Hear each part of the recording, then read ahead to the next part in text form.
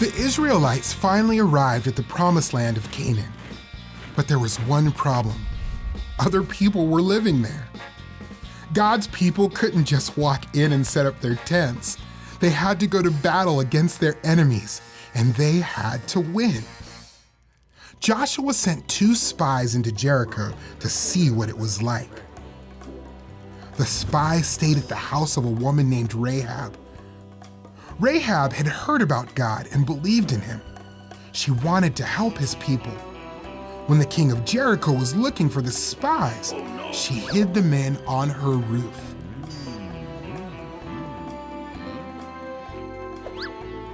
When it was safe for the spies to leave, Rahab said, "Please be kind to my family since we have been kind to you. When you attack Jericho, please do not kill us." So the spies promised to keep Rahab and her family safe, and they left Jericho. Rahab tied a bright red rope in her window so the Israelites would know which house she lived in. The people in Jericho hid behind the strong walls of the city. God told Joshua he would conquer Jericho. To do that, Joshua would need to lead the people to march around the city one time each day for 6 days. On the 7th day, they would march around the city 7 times, and the priest would blow their trumpets. All the people would shout, and the walls of Jericho would fall down.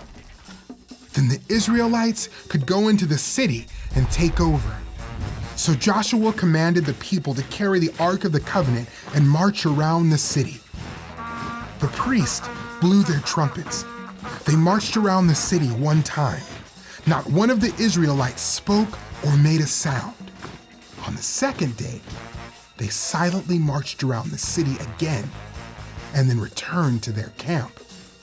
They did this every day for 6 days.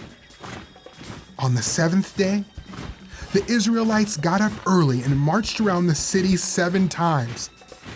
On the 7th time, when the priests blew their trumpets, Joshua said, "Shout, for the Lord has given you the city." So the people shouted and the wall fell down flat. The Israelites went into the city and captured it. They kept Rahab and her family safe because she helped the spies. God was with Joshua, and everyone in the land knew of Joshua and what he had done. By faith, Rahab believed God would win the battle, and she asked the spies to show mercy to her family and keep them safe. When the Israelites attacked Jericho, Rahab and her family received mercy and became a part of God's people. Jesus has won against sin and death. Everyone who trusts in Jesus receives mercy and becomes part of God's family forever.